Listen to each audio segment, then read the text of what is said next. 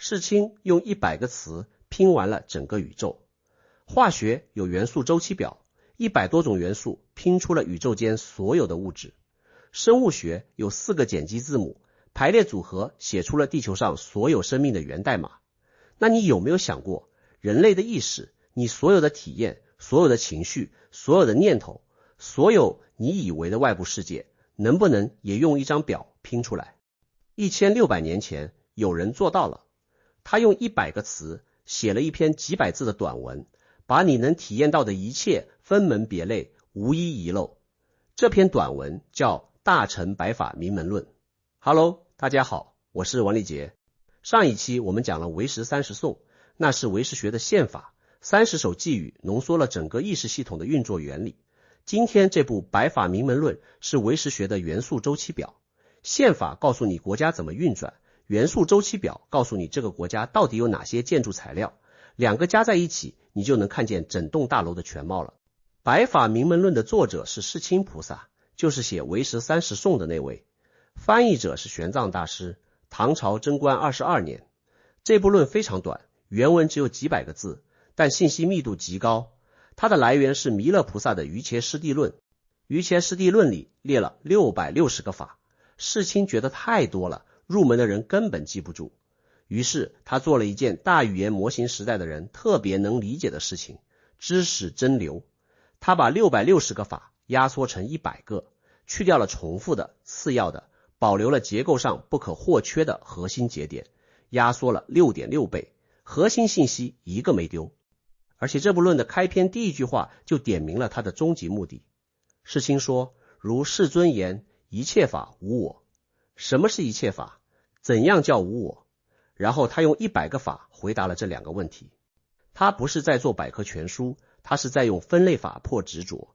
你以为有一个实心的我在体验这个世界，世亲把你的体验拆成100个零件摆在你面前说，你看哪个是你？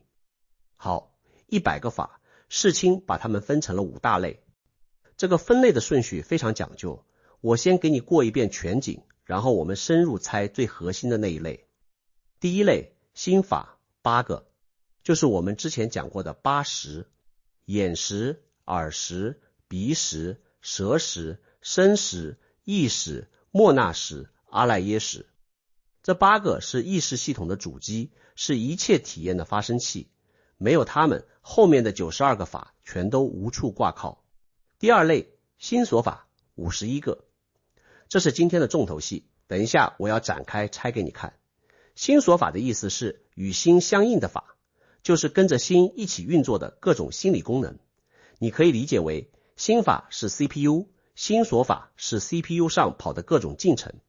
CPU 本身是中性的，它只管运算，但跑在上面的进程有好有坏，有的是杀毒软件，有的是恶意程序。第三类，色法11个。色在佛学里不是颜色的意思，是物质和物理现象的总称，包括眼耳鼻舌身5种感官器官，色声香味触5种感官对象，再加上一个法处所摄色，就是没有实体但你的意识能处理的东西，比如梦境中的画面，想象出来的场景。注意，唯识学不否认色法的存在，但他强调你体验到的色法全都是心识变现的结果。第四类，心不相应行法24个，这个名字特别拗口，翻译成大白话就是跟心没有直接对应关系，但也不是物质的那些东西，比如时间、空间、数字、速度、因果关系、名称、生住异灭，这些东西你天天在用，但它们既不是物质，也不是你的某一种心理活动，它们是意识在处理信息时产生的抽象结构。用计算机的话说，它们是数据结构和运行式环境，不是硬件，也不是应用程序，但没有它们，系统跑不起来。第五类，无为法6个。虚空无为，则灭无为，非则灭无为，不动灭无为，享受灭无为，真如无为。前面94个法全是有为法，就是因缘和合、生灭变化的东西。这6个无为法是不生不灭的，其中最重要的一个是真如无为，也就是一切事物的本来面目，原成实性，般若智慧最终看见的那个东西。你看这5类的排列顺序，心法在最前面，无为法在最后面。世亲不是随便排的，他是在用排序告诉你一个核心观点，万法为实，一切都从心开始，由心展开，最终回到心的本来面目。这个排列本身就是一部浓缩版的修行路线图。好，现在我们深入第2类，51个心所法。这是百法明门论里最精彩，对日常生活最有用的部分。51个心所法分成6小组。第一组变形心所5个，触、作意、受、想、思。变形的意思是，无论你在干什么，无论你的心处于什么状态，这5个家伙永远在线。他们是意识运作的最底层进程，关不掉的。触就是根、境、识3者相遇，你的眼睛碰到光，耳朵碰到声音，这个碰到本身就是触。作意就是注意力的启动，大脑把资源分配到某个对象上。受就是感受，舒服不舒服还是中性的。想就是取向，给你接收到的信息贴标签，这是红色的，那是妈妈的声音。思就是意志，推动你做出反应。这5个步骤每一刹那都在你身上运行。此刻你听到我的声音，触，你把注意力放到了这句话上。作意，你觉得还不错或者有点无聊。受，你在脑子里给我说的话做分类和标记。想，你决定继续听还是切掉。思，5步一瞬间完成。这套描述和现代认知科学的信息处理模型几乎完全一致。认知科学说，人类处理信息的流程是刺激输入、注意选择、情感标记、分类识别、决策反应。1600年前的5变形和今天认知科学家画在白板上的流程图是同一张图。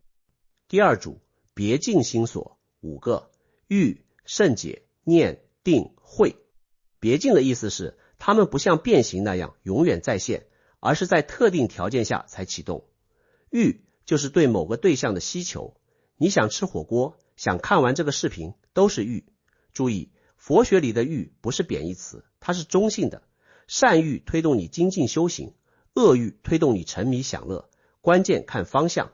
胜解就是对某件事形成了确定的理解和信念。你听完一个论证，内心涌起一股确信感，那就是胜解。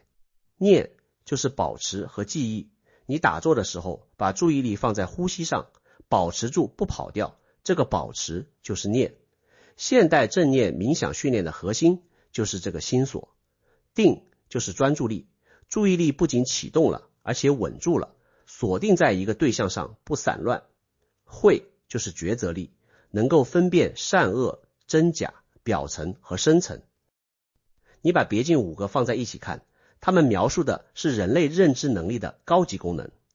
渴望、理解、记忆、专注、判断，这5个能力的强弱组合，基本决定了一个人学习和修行的效率。第3组善心所11个，信、精进、惭、愧、无贪、无嗔、无痴、轻安、不放逸、行舍、不害。这11个是正面力量，是你意识系统里的杀毒软件和防火墙。我特别想讲其中2个，惭和愧。很多人以为这是一个意思，其实不是。惭是面对自己内心的羞耻感，你做了一件不好的事，你自己知道，你对不起自己的良心。愧是面对他人和社会的羞耻感，你做了那件事被别人知道了，你觉得丢人。一个向内，一个向外。你想想看，如果一个人既没有惭也没有愧，那是什么？就是我们日常说的不知廉耻。白法明门论告诉你，这不是一个粗话，而是一种精确的诊断。善心所中的惭和愧2个功能同时失效了。你看1600年前的佛学术语比我们今天的日常用语精确得多。第4组根本烦恼6个，贪、嗔、痴、慢、疑、恶见。这6个是病根，是一切心理痛苦的源代码。贪是抓取，嗔是排斥，痴是看不清，慢是觉得自己比别人厉害，疑是对正确的事情不信任，恶见是错误但顽固的观念。你仔细品一品，你生活中所有的烦恼是不是都能归到这6个里面？第5组，随烦恼20个，这20个是从6个根本烦恼里长出来的枝叶。你看它们的名字：愤、恨、负、恼、忌、谦、狂、谄、害、骄、无惭、无愧、调举、昏沉、不幸、懈怠、放逸、失念、散乱、不正知。每一个名字都精准到让你坐立难安。愤是爆发式的暴怒，恨不是暴怒，恨是把怒记住了，攥在手里不肯放，慢慢发酵。负是明明知道自己做错了，死活不肯承认，还要找借口掩盖。忌是看到别人过得好，心里就难受。谦是明明有东西，却舍不得跟人分享。狂是为了利益欺骗别人，谄是为了讨好对方，歪曲自己。你有没有注意到，这里面有一对特别有意思的反面镜像？善心所里有惭和愧，随烦恼里有无惭和无愧。世亲把它们对着放，就是在告诉你，善和恶不是2种完全不同的东西，它们是同一个开关的2个位置。惭的开关关了，无惭就亮了；愧的开关关了，无愧就亮了。修行不是消灭敌人，而是把开关拨回来。第6组，不定心所4个，悔、眠、寻、四。叫不定是因为它们本身不善不恶，取决于你怎么用。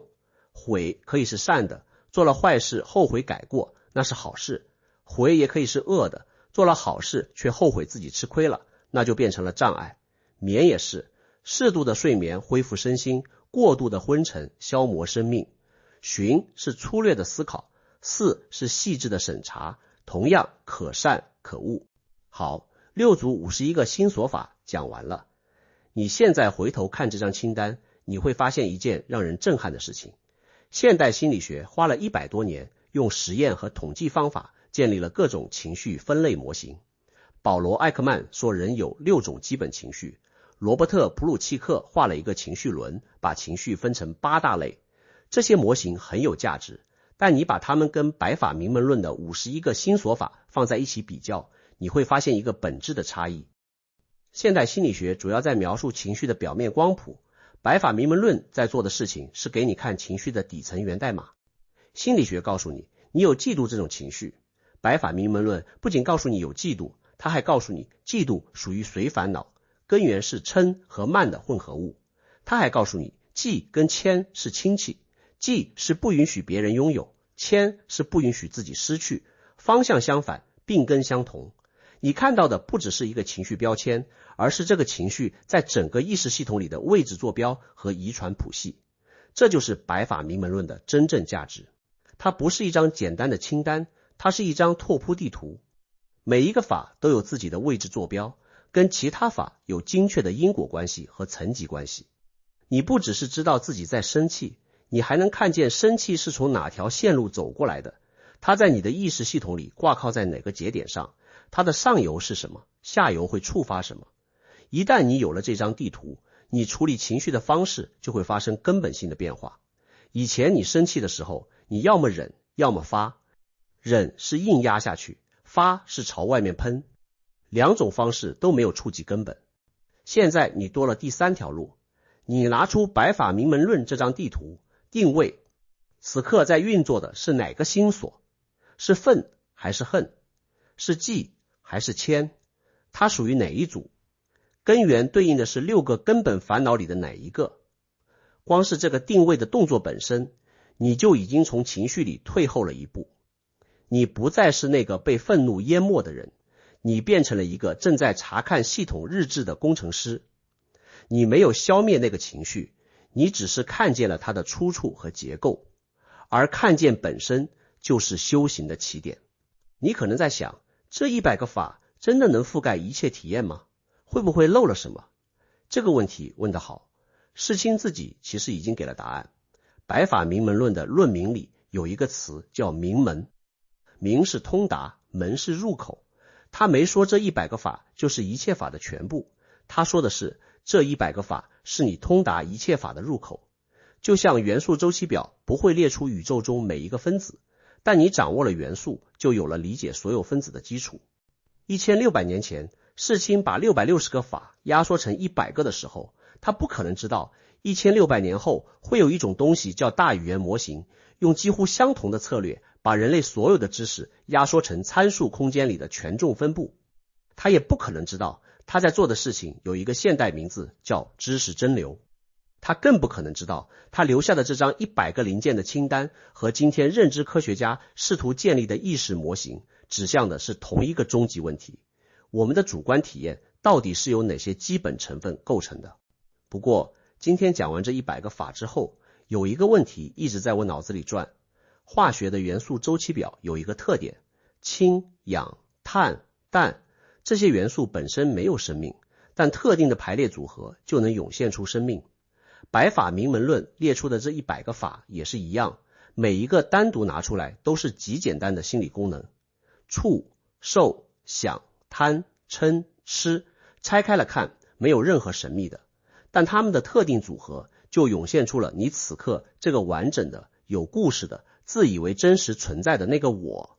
那问题来了，如果这个我只是100个零件的临时组装，你把零件一个一个拆下来看的时候，我在哪里？你现在可以试试，停3秒钟，注意一下你此刻最强烈的那个心理活动是什么？是想知道更多的欲？是正在做判断的会？还是已经有点坐不住，想去看别的内容的调举？你刚才做的这个动作，就是白法明门论给你的最大礼物。你不再只是那个被情绪和念头推着走的人，你开始成为一个能给自己的意识零件编号的工程师。一旦你能编号，你就能选择；一旦你能选择，你就不再是100个零件的囚犯，你变成了他们的观察者。而观察者这个位置，就是修行真正开始的地方。我是王立杰，我们下期见。